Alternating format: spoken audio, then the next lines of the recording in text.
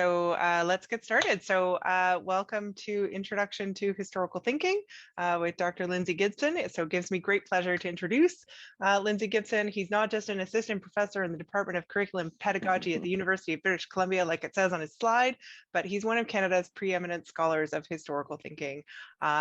And he's a co-applicant on the Thinking Historically for Canada's Future project that we learned about yesterday. And he leads the Teaching and Learning Research Cluster, which is overseeing the teacher and student surveys, among many other things. He also organizes the Historical Thinking Summer Institute with Canada's History Society, this year in online monthly virtual sessions. And most importantly for today's session, he's the author of many excellent classroom resources that we're gonna, I think, learn a bit more about today. That's the nicest intro I've ever had. Thanks. Well, you're a pretty awesome guy, Lindsay, so. Thanks. Well, welcome everybody. Thanks for coming on a Saturday morning. I'm coming to you from Vancouver, from where UBC's, and I'm an assistant professor at UBC. Vancouver's campus is located on the traditional, ancestral, and unceded territory of the Hunkamaylan-speaking Musqueam people. I'm sure you've been thinking a lot about truth and reconciliation. We're in a very unique position as teachers and teacher educators to play an important role in this, and I really see historical thinking as playing a really key role in maybe getting towards truth, and maybe hopefully if we get there, maybe we can start working towards reconciliation. Now, we got this nice small group this morning, which is wonderful. It allows more time to chat. I apologize in advance for the fire hose approach to introducing historical thinking. It's a massive topic. We're going to try and kind of highlight some of the key aspects of it. And so our goals today are really to try and define it and think about its purposes and rationale. We're going to quickly describe the different concepts, but explain how to activate these concepts to teach and assess historical thinking. And hopefully identify some, not hopefully, but we plan on also introducing some resources that can be used for teaching and assessing historical thinking. Now, given the size of the group, I'm more than happy for you to stop me at any particular point to ask any questions or to make any comments or suggestions, hopefully from Jennifer and Rachel as well, who have vast expertise in social studies and history teaching and historical thinking.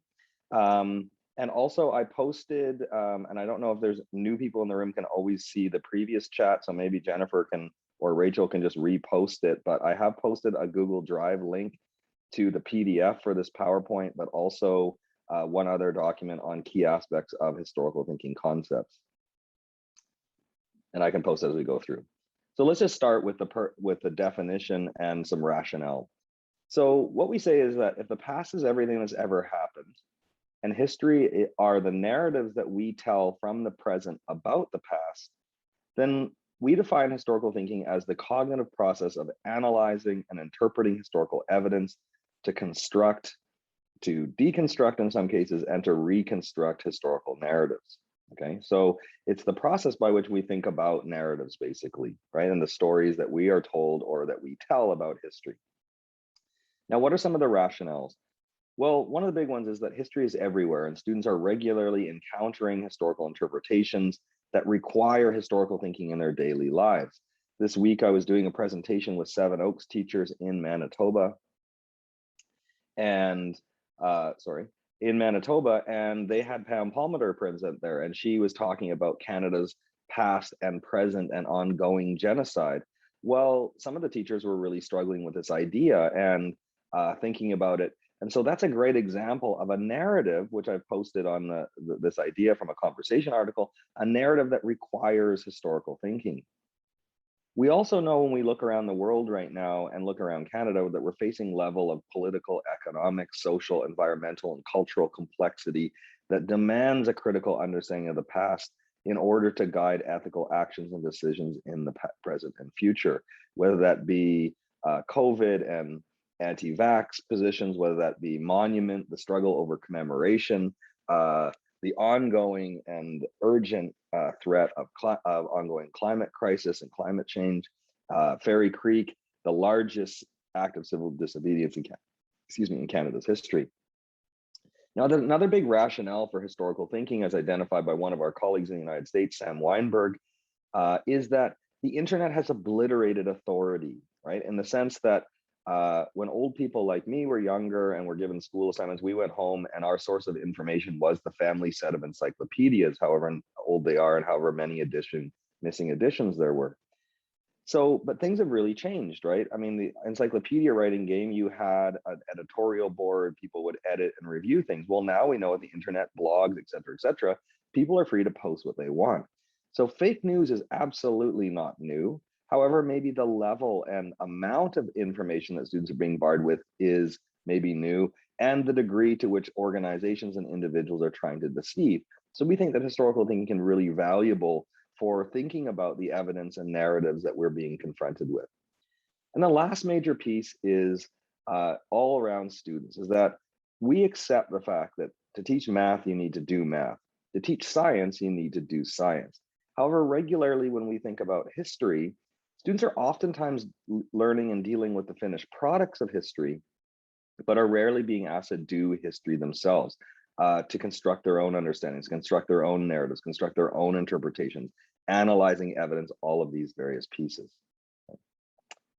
So the next piece that I want to really talk about in terms of the rationale, if you think that the rationale for historical thinking is valid or not, is to really think about what are some key understandings that we want to have as foundational, as building blocks for students' historical understanding.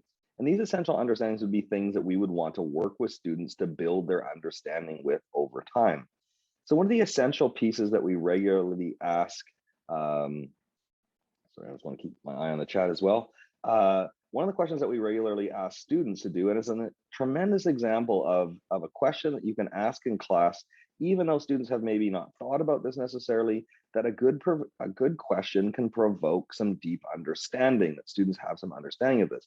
So we regularly, and I've done this, I'm sure Rachel and others have done this as well, from students from the very youngest of ages to the very oldest of ages, graduate students, teachers, asking them, what's the difference between history and the past? And that provocation, that idea of having to think differently about these two things can generate some really interesting understandings, okay? So generally the case when we ask them, young students say, I say, well, what's the past? And they say, well, the past, and they start thinking about it. We use it in a sentence to highlight these examples.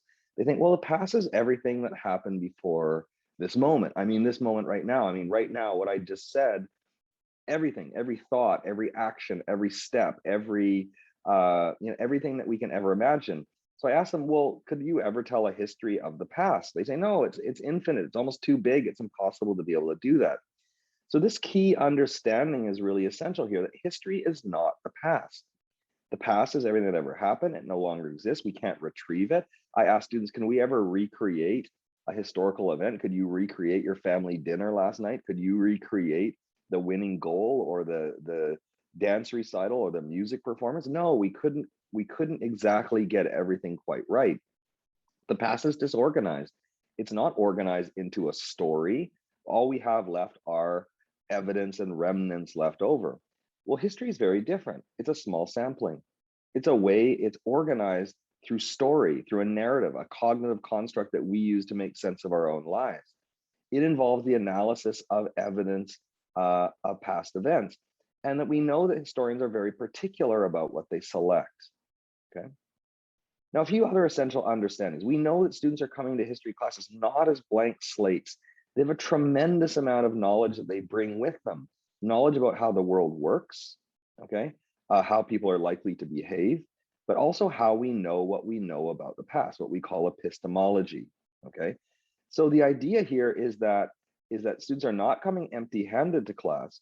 However, that teachers play a really key role. If we don't know what ideas students are bringing to our class, if we don't know what deep understandings they have, but also the misconceptions that they have, then it's going to be very difficult for us to advance their thinking as they go along.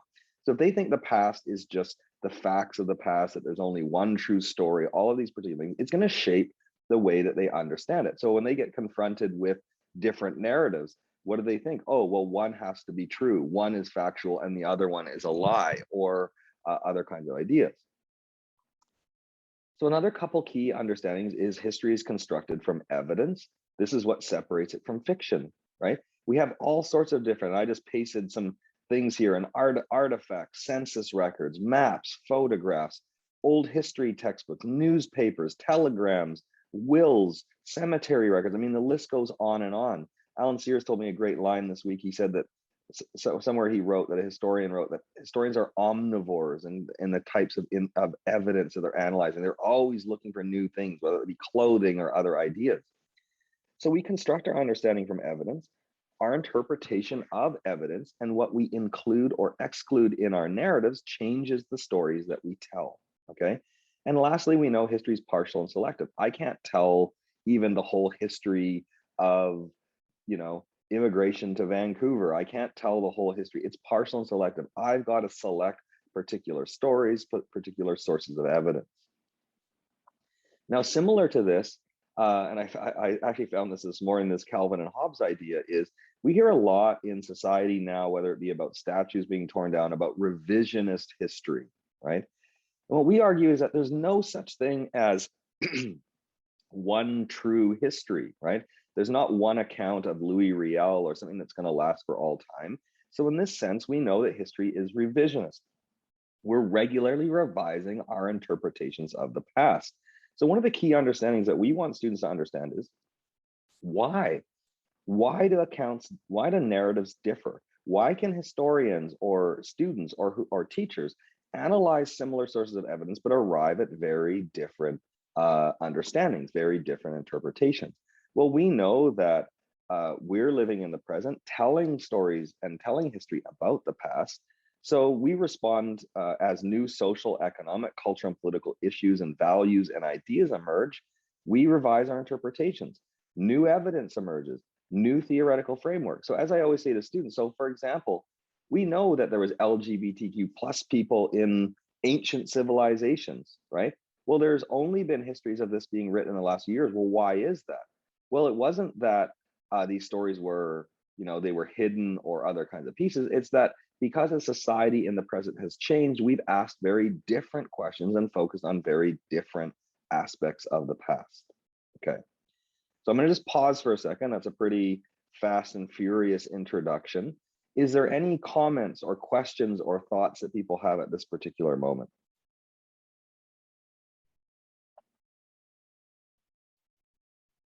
So is there anything, it could be things that you connect to in your own understanding? Go ahead. I was just going to say, it looks like there's no comments or questions in the chat at the moment. Okay. Oh, there's one. Would the 2 books posted be important? The 2, one like the Sarah Mazza book here. Yeah, I mean, I would suggest, well, we're going to talk about more about historical thinking resources. This Sarah Mazza book is really great. She's a historian who's kind of writing about the history of historiography, of how history has changed over time, whether that be social history, cultural history, micro history. So it's a great introduction as a reading, but it's not necessarily something that you could take as a teaching piece at some time period. Okay. Right. Yeah. That's Anthony, yeah, but there's some great historical thinking ones. Anthony, do you want to maybe expand on this? Your students stop thinking about the present as the finish line. That's a really great line. I just wanted to unpack that a little bit. Yeah, I'll just go off. That's okay. Just, so I'm dealing with 10th grade, 10th graders, and oftentimes it's just built into them how they think about, I guess, if they're approaching a question or approaching a topic, and they'll come at it from the perspective of, with the internet, with Google, we know everything. We have all the answers. Right. We have all the tools that will help us to answer this question, but they can't really contextualize themselves within history. So it's just something that I struggle with, and I felt that it aligned with what you were speaking about here. No, it absolutely does, and it absolutely does. It is absolutely relevant. So how do we help students understand that they're also historical actors? One of the things I was talking with someone about yesterday is this recognition that, us in the present, we're now looking at these injustices and things that happened in the past and saying, oh, that was really unfair or not right. But the interesting question is not that we're doing this like, hey, we've got it all finally figured out in 2021 and they were all wrong and idiots before that. A key question to ask students that always provokes interesting discussion is, what are we doing now that we're going to question and challenge and maybe say was unjust or unfair in 10 years, 15, 20 years down the line, right? This idea that history is constantly changing at some time period, right? But also this understanding, which I think you're also dealing with, is that history has been this story of progress over time, and we're more enlightened. We've achieved more progress now than we have at any other point in the past. Well, is that necessarily the case? Whether we look at women's rights, whether we look at treatment of Indigenous people, whether we look at injustices. So we're going to be talking about some of those things, but I think it's absolutely a crucial way, you know, and that's a great example of understanding the misconceptions or understandings that students are bringing with them about the present and about the past at the same time. So thanks for that, Anthony. Okay, so what we're going to talk about is a framework of 6 historical thinking concepts highlighted by Peter Seixas beginning about 1996, but created, and it had several iterations over time period. You can see the 6 concepts down there, which we will discuss very quickly at the same time period. But there's a couple just key things I want to say about these concepts in general, just that we're on the same level here. So firstly, there are different models of historical thinking. Okay, and that's a really key thing. Peter is not this is not the one and only. He's got his big 6. Sam Weinberg has a very different interpretation of historical thinking, primarily only focused on evidence. This diagram in the middle is from Janet van Drie and Carla van Boxtel in the Netherlands, who've come up with this great model of historical reasoning that I think is really wonderful. Okay, so this idea that yes, this is one of the historical thinking models that has been taken up in Canada, but it's not the only one, and it is contested. There are different views about what historical thinking is and what the concepts are that comprise it. Now, a second one is that we say that these concepts are interrelated. Over years of working with teachers and students and other ones, I've tried to come up with metaphors and analogies and ways of explaining it. And sadly, I've landed on a microscope, on a scientific example to be able to do that. And what I describe to students is, imagine that your microscope, imagine if this is how we're going to analyze history. Well, on the tray, on the slides, what we're going to actually look at through our microscope is going to be the stuff of history, events, people, developments, evidence, whatever else it might be. But imagine that the lenses that we look at the slides through are all different historical thinking concepts. So I might look at historical significance when I look at the slide. Is this event significant? What were the consequences of it? But I might also I might flip it over to look at continuity and change. Oh, is this similar or different than previous times in the past?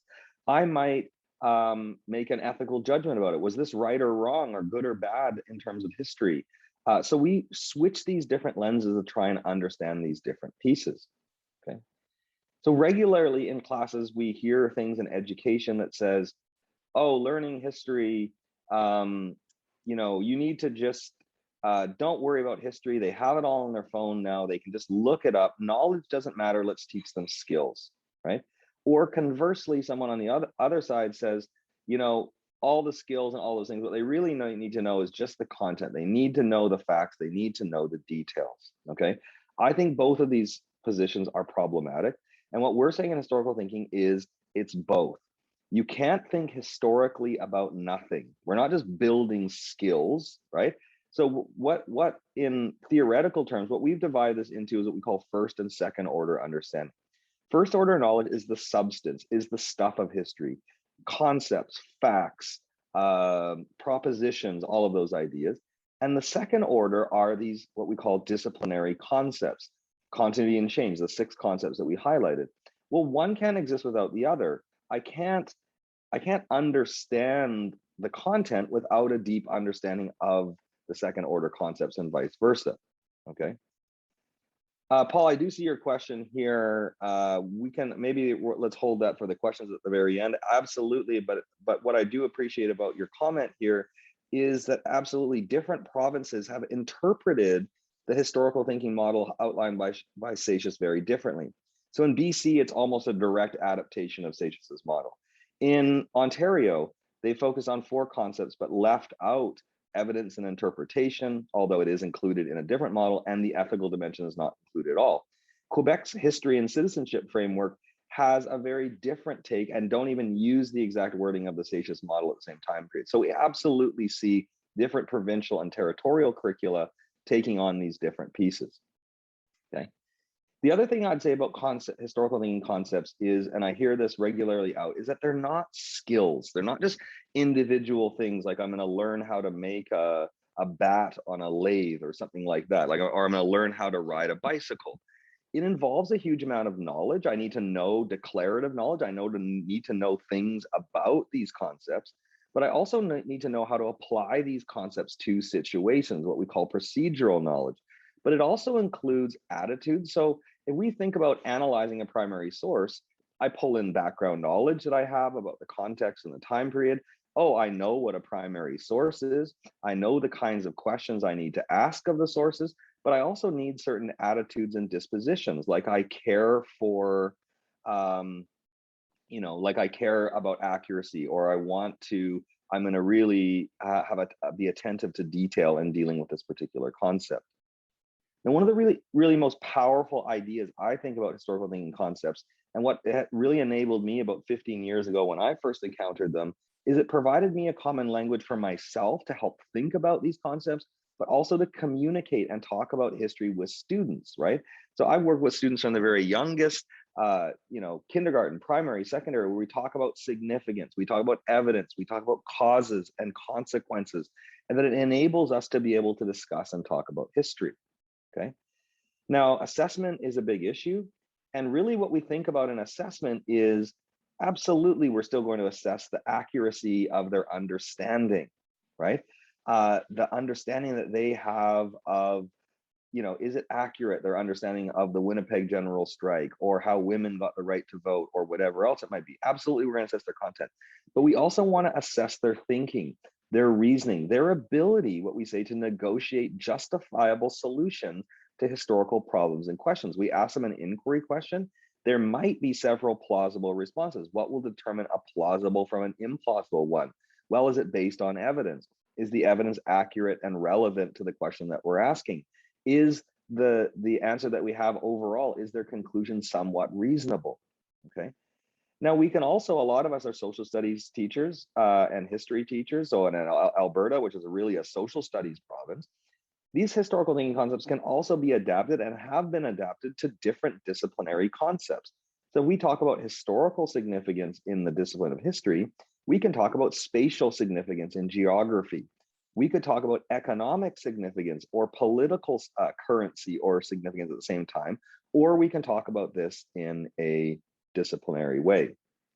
Okay, so our last big idea here before we talk about the concepts is, and Peter has always been really clear in talking about these, is that, look, these concepts and the power of these concepts is, when I was first learning them and didn't have a lot of disciplinary understanding about what history is and how it worked and the nature of it, that all of a sudden that these concepts highlighted for me and gave me a language, as we're talking about, but helped me understand these fundamental problems that teachers, I think, why they've connected to historical thinking is even people with little history background sees these concepts and they know what they're talking about. Oh yeah, I know what this is, or I have this idea about this, and puts it together in a way that they understand. But one of the beautiful things, and I would call it elegant being in its simplicity, is as you begin working with these concepts, they get increasingly more complicated. That you understand that, well, okay, when we're deciding what caused an event to happen, these are dealing fundamental problems with doing history overall. Okay, again, so let's pause for a quick second here. Let me check my time and how we're doing here. We're doing okay. All right, so let me just quickly walk through the 6 concepts. So historical significance, and what I'm going to just do is talk about the specific problem. So the problem is with historical significance, we can't remember, learn, or study everything that ever happened. When we write curriculum, or when ministries write curriculum, they have to make decisions about what students need to know, right? When we're teachers, we interpret the curriculum and we make decisions from the curriculum and say, what do we think is most important to highlight? What aspects do we want to spend the most amount of time with? So historical significance exists at every level. Historians are also doing the exact same thing, right? Where they say, of this topic that I'm focusing on, what specific aspects am I focusing on? So what we want students to do is develop really justifiable methods to make decisions about historical significance and to invite them to think about this particular problem. Evidence and interpretation, the use and analysis of primary and secondary sources to construct, deconstruct, and reconstruct what we call historical interpretations, or the synonym for that is narrative. So what I've included on this particular sheet, for example, is is from the Royal Saskatchewan Museum. I think I saw it there in 2017. This is a pictograph from Chief Pasqua that was created in 1883, 9 years after the signing of Treaty 4 in 1874. Okay, so he drew this. This is his drawing of treaty commissioners, and this is his way of documenting what was agreed to, what happened, and what are the understandings of what these numbered treaty negotiations were all about. Okay, so we want to invite students to think about the past that's no longer here, to examine the records, to examine the evidence and things that exist at the same time. Okay. Continuity and change.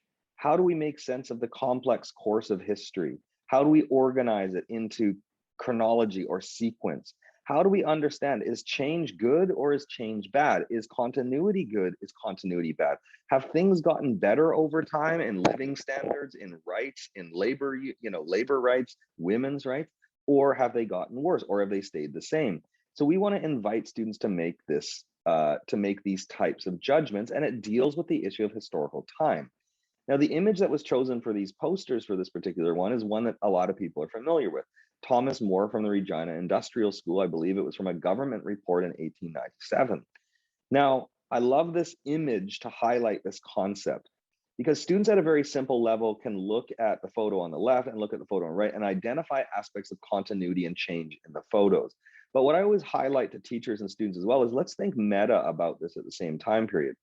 Let's think about what these photos were created for and how we interpret our interpretation of these photos has changed over time. So for example, this was created in 1897 as a way for the government to show the success of residential schools. Look, we took this wild child in this bottom left-hand corner. We took this child and we've turned him into a civilized gentleman. Look how successful residential schools are. So they were using this to look at progress, right? Well, now what's really interesting is the change in this is that we look at this photo with great sadness. Look at how you strip culture and how difficult what we know about residential schools. We see this as regress and not progress over time. So it's a great illustration of this particular idea. Cause and consequence is probably the most obvious one. A lot of history teachers, regardless of what background, say, look, I regularly am focusing with my students on what causes things to happen and what the effects or consequences that emerge from them are, okay? So that's exactly what this is talking about. But this is thinking even deeply about individual agency. What role do individuals have and play in causing events to happen? And how do those touch and are related to the systemic conditions and factors and underlying conditions that also lead events to happen, that individuals' actions are constrained within a particular time. Historical perspectives is one of the most complicated concepts. At the very simple level, people really, glom onto it and say, look, I understand this. It's about understanding that we have different perspectives of every event, that there's always going to be different historical perspectives, and we want students to understand those perspectives. And that's absolutely a key part of this concept. However, what I would say is more important to think about here is what we're really trying to get is, how did people living in times that may or may not be very different than our own right now, this notion of the past as a foreign country, how do we regularly invite students to get into the mindset and values and beliefs and worldviews that existed at different times? How do we understand what events in the past meant to people who were going through them, right? So historical perspective activity. What did the meaning of Treaty 4 mean to Chief Pasqua in 1874 when he was there? And how was it interpreted, and what did it mean to the treaty commissioners who were negotiating on behalf of the Canadian government and the Crown? And the last one, probably the most complicated ideas, I think, probably overall, is this, and the one that teachers oftentimes say, this is the one I'm really struggling with, is, and this one I've done the most research on for myself, was about the ethical dimension, right? I remember entering the classroom, hey, history is a subjective subject, and we shouldn't be making judgments about the past. We're just going to describe and explain the past, and we leave judgment to other people. Okay, but the reality is that we're regularly making ethical judgments about the past to guide our actions in the present and future. There's no historical work that I'm familiar with ever that I've read that doesn't include an ethical judgments at some level, implicitly or explicitly. So the challenge of this one is really connecting history and citizenship education. So it involves making judgments about the actions and people in the past, but it involves assigning responsibility to historical figures or contemporary individuals or groups for past actions, and deciding what our responsibility in the present is to respond to this particular piece. Okay, so that's that big one. What should we do about statues? How should we respond? Now, the key thing about the ethical dimension as well is we oftentimes think about this as being injustice as another piece, but it's also highlighting the heroes. Who should we hold up as paragons or icons in the present of people that we think are worthwhile celebrating or commemorating from the past at this particular time? All right, so the last real section here is to talk about, and I know this is the fire hose approach to this particular topic. The last piece is really about, well, what kind of shifts are we noticing in 15 years now of these ideas really being out there in Canada? What are we noticing is really important? What kind of shifts are teachers making in the classroom to embed and implement historical thinking more regularly? So the first one I would say is that we take a shift from history as information to history as disciplined inquiry. So what it really requires a history teacher to do is not just be the provider of information and knowledge at the beginning. I'm going to tell you, and this was me in my early part of my career of history teaching, the content was both the means and the end of what I was trying to do in my teaching. Okay.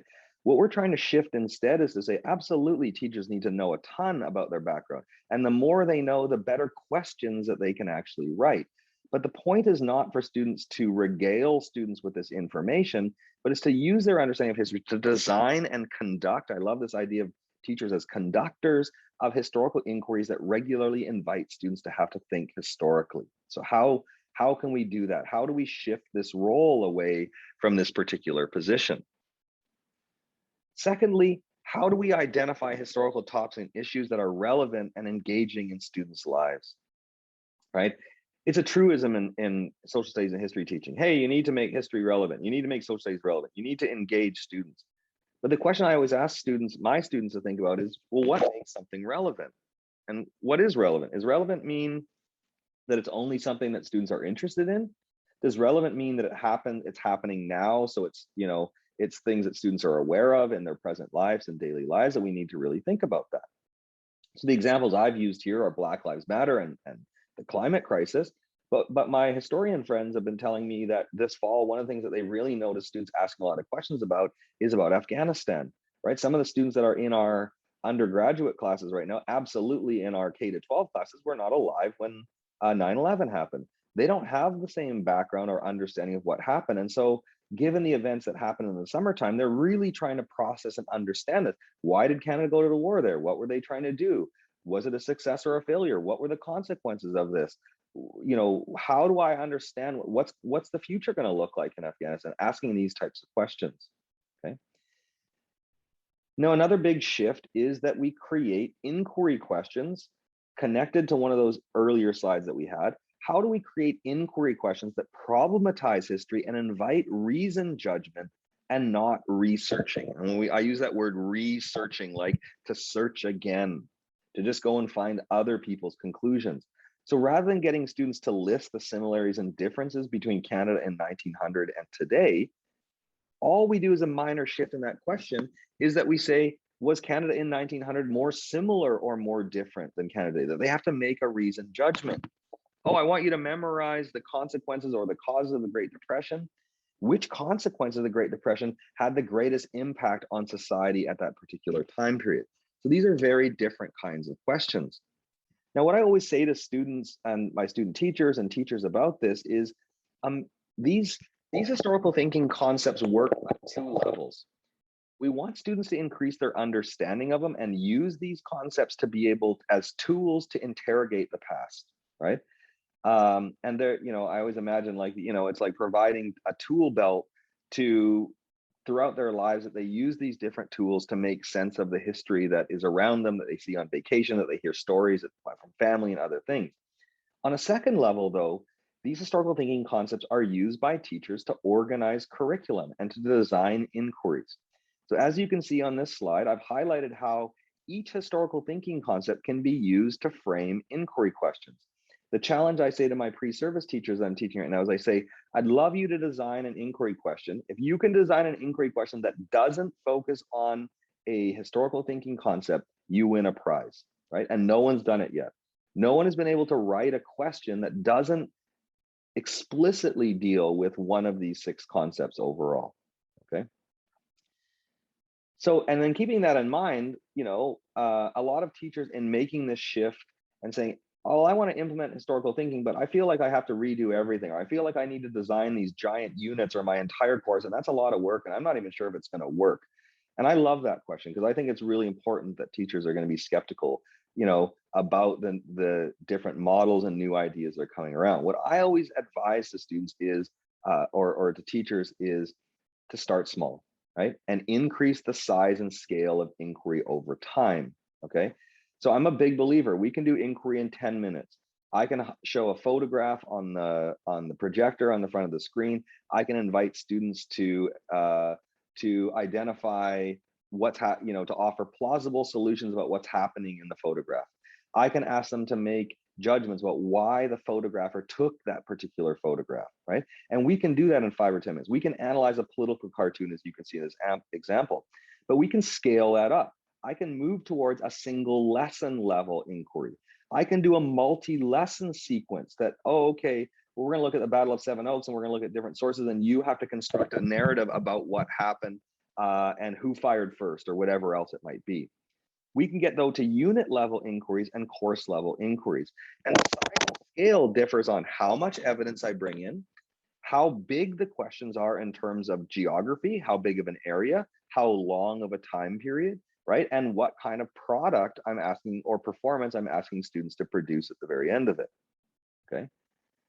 So one of the big challenges as well, how do we adapt and assemble multiple sources of historical evidence that are accessible to students, okay? So one of the things I always say to teachers is, don't throw out your resources, all your old textbooks, your outdated resources, the things that you feel aren't great anymore. We can use those as tools or as evidence to be able to inquire into. I love using old history textbook. Ruth Sandwell talks about the idea of teaching against the textbook. So what we do is, if we have a problematic textbook, what we, instead of just saying, you know, of teaching it, oh, this is the truth, study this textbook, we're going to teach against it and say, oh, well, this is an inaccurate textbook.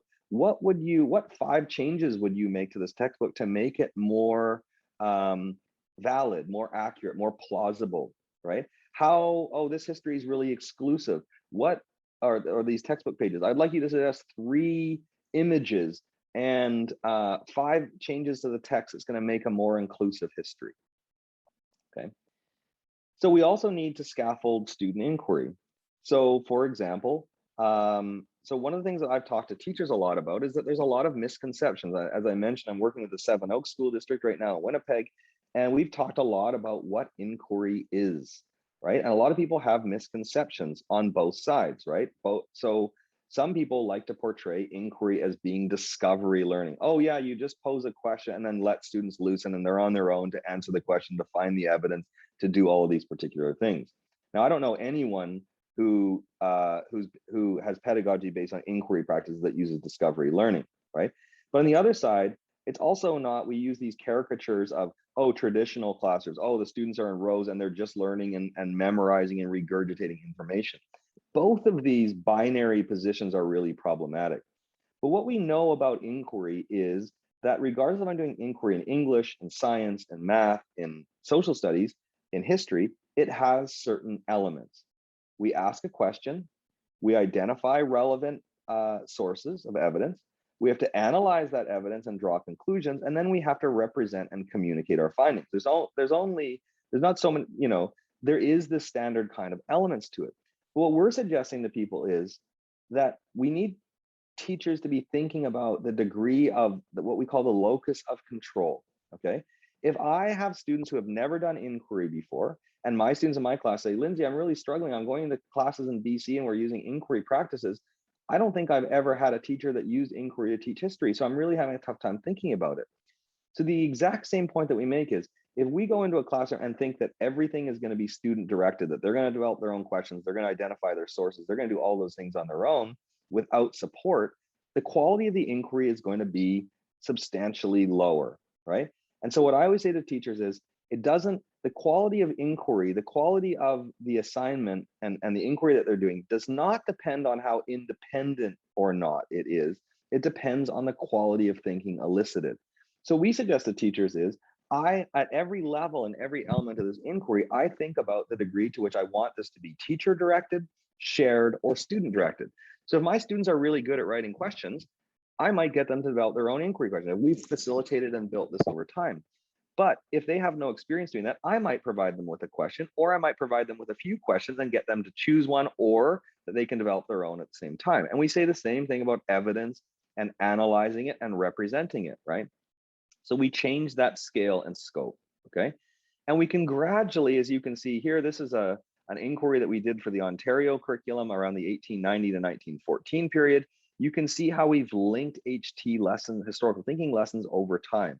Here's the course question, here's the unit question, and here's the individual lessons that we included as part of that we're going to build towards answering those. So we've got an overlying question, but we also have a bunch of smaller inquiries within that are going to work towards answering that bigger overall question.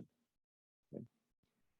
And the last thing to talk about is about the assessment piece, right?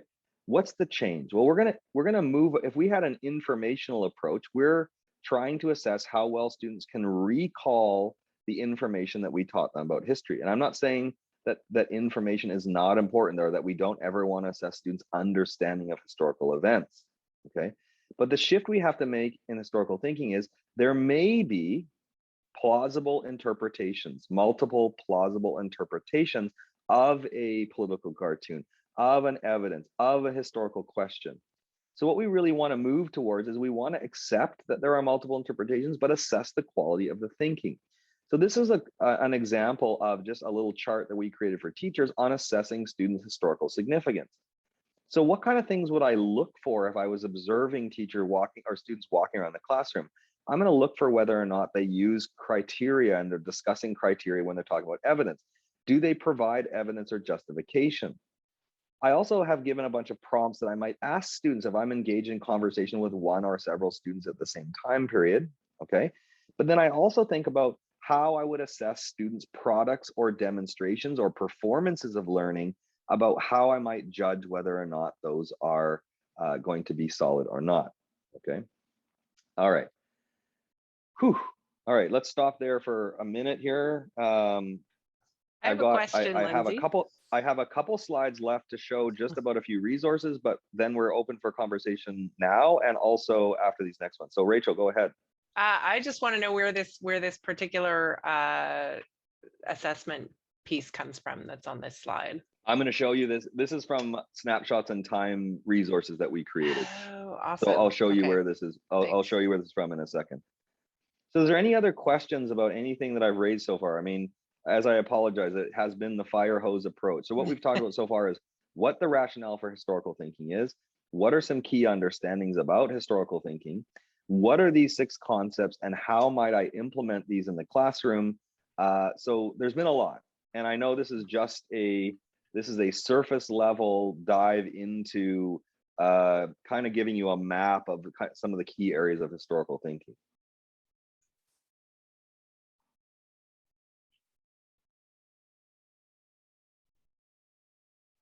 Okay, well, we'll just show you a couple of resources and then we can stop and talk for 5 or 10 minutes at the very end as well. So these are just some resources. At the bottom of the screen, you can see there's a site on the TC Squared website called Thinking About History, okay? And which you can see at the very top, what it looks like. And included in these are a variety of, most of them free, but also some are behind paywall, but most of them are free. Resources to support elementary and secondary students in using historical thinking and inquiry.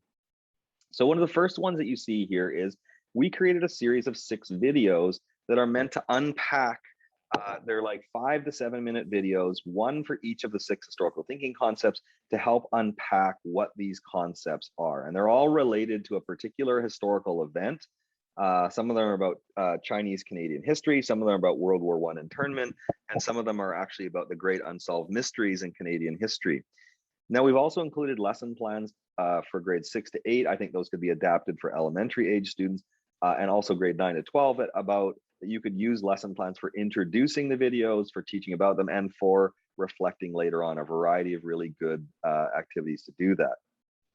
We've also created 12 tools recently called Inquiring into Local Indigenous History. These are teaching tools around that are related to each of the 6 historical thinking concepts. So for example, one of the lessons is, assessing the historical significance of an event or person. Another one is evaluating a commemoration in your community. Another one is talking to and learning from elders. So there's a variety of different kinds of activities that would be, and these include PDFs, the Blackline Masters, assessment tools, all of these things, all freely available as well, focused on the different concepts. I haven't worked on this project in a long time, but this was kind of my baby, I would say 10 years ago. We wanted to create a collection of history docs, what we call a searchable collection of curated, carefully selected primary and secondary sources focused on key events in Canadian history that are taught in different provinces and territories all across Canada. And what we've created is a curated set of about 8 to 10 primary sources and some secondary sources, but they also are built on an inquiry question. So a teacher could give the inquiry question and then decide, do you want to analyze a bunch of these sources or only a few of them? Do I want students working in groups or not? What tools am I going to teach students to unpack these different pieces of evidence? These are also really helpful as well, okay?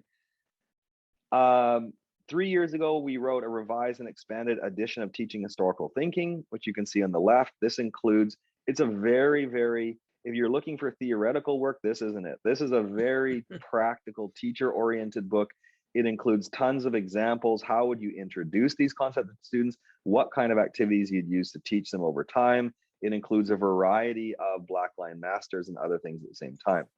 The exemplars in historical thinking are some lessons around giving you examples of exemplar lessons for how you would go about teaching different historical thinking concepts, and they're focused on different topics in Canadian history, okay? And the last one, which I'm most excited about at this particular time, because we've been working on this over the last couple of years, is what we call Snapshots in Time, or Cliché d'Histoire. So this idea, what we basically did, and you can see the website down below, I'm just going to show you a few things on the website. So we've created sets of cards focused on 50 significant events in Canadian history. Set 1, which you can see on the left here, is focused on sort of the big 50 events that are really commonly known, well-known big events, World War II, World War I, things that people know about in Canadian history, okay? Set 2 in the middle there is the next 50 events that are important, really significant, but not as big as maybe some of the events in set 1 that we would know about, that we want to highlight those.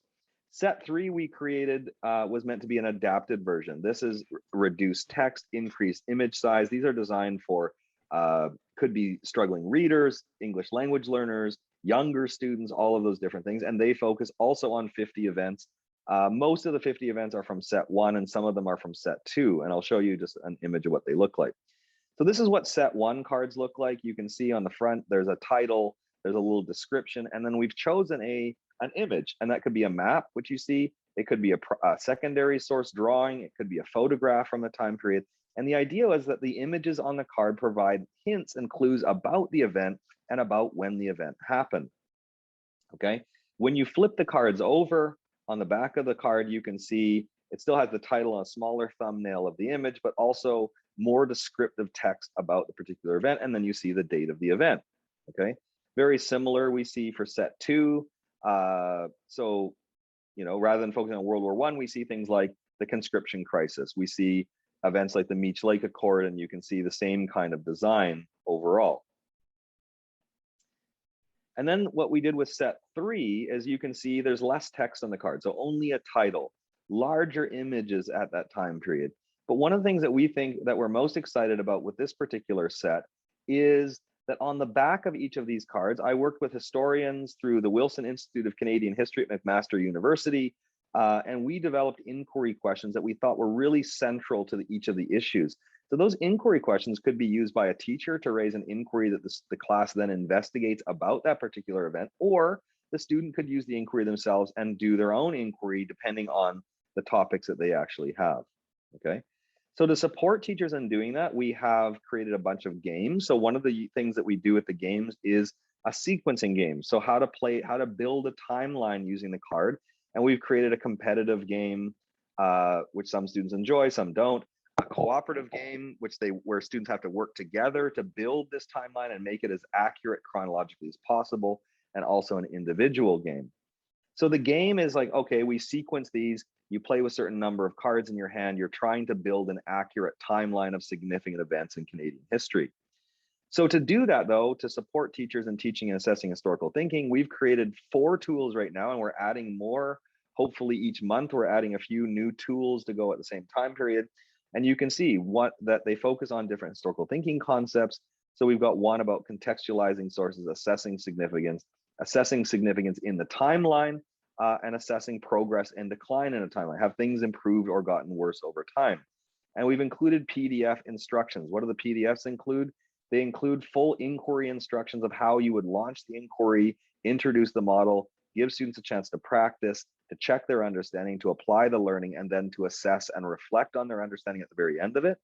So the contextualizing card is all about, how do we know who was involved in the event, what happened, where did the event take place, and when did it take place, from looking at an image on the front of a card. And we make observations and inferences from that.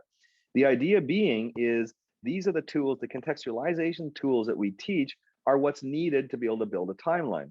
So if I gave students, for example, these 9 cards that are all centered around events that occurred from 1870s and 1885, and said, okay, here's these events, what kind of tools, what kind of clues and things would they pull on from contextualizing these cards to be able to sequence these things? So as a teacher, how would I assess these beyond the fact that, okay, you got your timeline in the right order, but what kind of tools are they using? What kind of inferences are they making to arrive at those? And we've also included for each of these an assessment tool that students self-assess their own understanding or peer assess their own understanding, but also, as Rachel was asking, these supporting teacher observations. Supporting teacher assessment. So if I wanted to observe things, if I wanted to engage in a conversation with students, or I wanted to assess a demonstration of learning. All right. Whew. All right, that's a lot. Well, we've got some time left, so that's it. The only other thing I wanted to mention is we are, and Rachel kindly mentioned this at the very beginning, I've been hosting historical thinking institutes for over a decade in different cities all across Canada. Because of COVID, we went to a virtual historical thinking institute. Generally, we did this over 1 week of the summer. We decided this year, let's do this 1 per month for 8 months. So we've hosted 2 sessions already. We did an introduction, which you basically got today. On October 13th, we talked about significance, but we have upcoming sessions in November, December, January, February, March, and April. It's $105 for the entire 8 sessions. So even, for example, if you thought, hey, you know what, this sounds great, I'm really interested in this, you've only missed 2 sessions, you'd easily be able to catch up. We have about 150 in the English group and 50 in the French group at the same time period. It's been tremendous, the conversations and breakouts and things that we've been facilitating along the way. And for $105 for still 6 sessions, plus you get your choice of a TC squared book like the ones I highlighted to you, or a set of snapshots and time cards, we think it's a pretty good deal overall. So if you're interested in that, by all means, you can email me, or I've included the Canada's History registration there, and Brooke or Kylie at Canada's History will be able to facilitate that as well.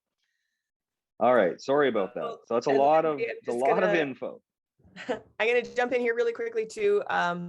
I think I see a couple Alberta names, but for anybody from Alberta, we will actually cover the registration fee for the conference. So I'll type in my email address so that people can contact. Everyone's going to pretend that they're from Alberta, Jennifer. Yeah, right. I'm definitely from Alberta, Jen. Are you registered in my council? Yeah, so ATASSC, the Social Studies Council President at gmail.com. We will also be sending cards to any Alberta people that are registered at the conference. And we also have books available for people. So if people want to get any of the TC Squared books, again, email me. We want to get resources in teachers' hands. So thank you. Thanks to Alberta for doing it. I didn't know that. That's an incredible support. Yeah. So anyways, we have a few minutes left, and I'm also happy to hang around afterwards. I know people have other sessions, but we have some time to take some questions or to field some comments or other kinds of things. So please share away. And it doesn't have to be a question. It could just be a comment. It could be a connection to your own practice. It could be a struggle that you're having, any of these things. And Rachel is also exceedingly knowledgeable. So I could actually get her to take these questions. Yeah, you know what? Not seeing any questions yet, but if we don't have questions, there was one of your slides where I was like, oh, I have some things to say about that, or a question, but now it's gone. The fire hose is keep we going. Can go through the 50 slides. You want me to take a quick run through the 50 it's and totally see if I can jog your fine. I am really excited about these assessment frameworks. I think they're going to be really helpful for the beginning teachers that I teach as well. So yeah. But well, thanks. I'm just looking at the chat here. Thanks, Kiara and Cheryl. I'm glad it was really helpful. I apologize. It's like as an inquiry teacher to talk for 55 minutes straight is not necessarily practicing what I preach, but this was definitely a surface level introduction. So the Virtual Historical Thinking Institute, we've tried to do these where we have 2 breakout groups scheduled throughout, that we get teachers talking to other teachers from across Canada and building some knowledge for 2 kind of 15-minute sessions. So it's not all, by the way, it's not just all didactic teaching. Yeah, I would think what I was going to say was a little bit more around the connection between the ethical dimension and sort of how it plays out in the Ontario curriculum, because that's sort of been my experience. Oh, good. Yeah. Like the evidence is not, like we only in the Ontario curriculum adopted, the four historical thinking concepts directly and explicitly within the curriculum. But in terms of our A strands and inquiry process, evidence is right in there. As somebody who's done writing in our curriculum, like we've built in the kinds of questions into the curriculum, the sample questions that are evidence related and related to the ethical dimension.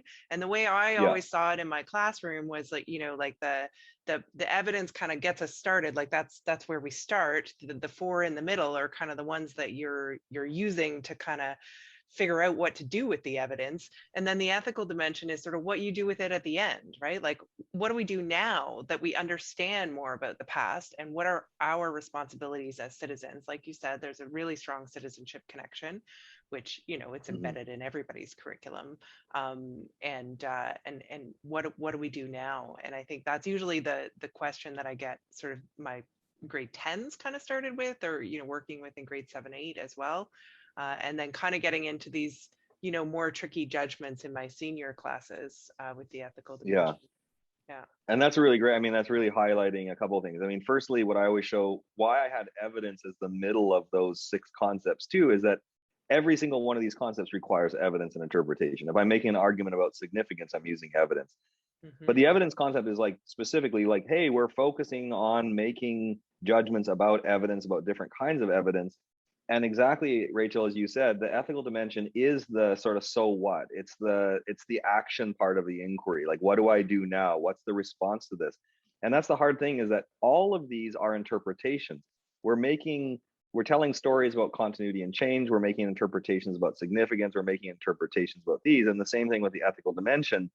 What are we, how do we, now that we know this, how do we respond now that we understand who is responsible for this? Absolutely. And I wasn't meaning also to criticize the Ontario curriculum for it. I think people have adapted. I don't mean to be an apologist for the Ontario and you're not an apologist either. I don't think that. But yeah, no, it is true. I mean, we only adopted 4 very explicitly. So they do kind of get, integrated in different ways. But I know, most of our OHASTA folks, do love to have all 6 of those posters in their classrooms. Jen, where are we at on time? So officially we are done. And so I think, like I just saw somebody pop into the waiting room, and I think what they're doing is they might be jumping in early for the next session, because I think the links for the okay. Because I think I have a different link for my next session though, or is it the same link? I don't know. I don't know. You I have a separate leave email. this Anyways, one and then come back in on the other. Here's what I'm going to do though, is that, I mean, we absolutely, let's close the session. I know people have places to go and things to do. Yep. I'm happy to just hang out here for a little bit. If anyone wants to ask any questions, I can hang out for 5 or 10 minutes, and then I'll leave this room and I'm going to come back. I'm doing another similar the exact same session, although better this time. Although better, I got a trial run through in half an hour. So Lindsay, you'll actually be in the anyways. same room, so you're welcome to stay here. Oh, I'm thanks, welcome to stay. Kalina. Okay. Oh, Perfect. Yeah. Yeah. thanks. And Yeah, Jen, I Lindsay, was, we paid people because they're way smarter than us with tech. So we've Okay, that's perfect. the text. and Jen, I was thinking you should post your Alberta offer in the general chat on the platform, just to kind of, Okay. I know you're trying hard to spend money over there. So, And where do I do that? oh I'm gosh. Okay. Yeah. Anyways, thanks everyone for And if you coming, and post thanks it for all in the here, I'll speakers. post it. Yeah. And thanks to the support from Jen and Rachel and our tech people as well for making this very smooth.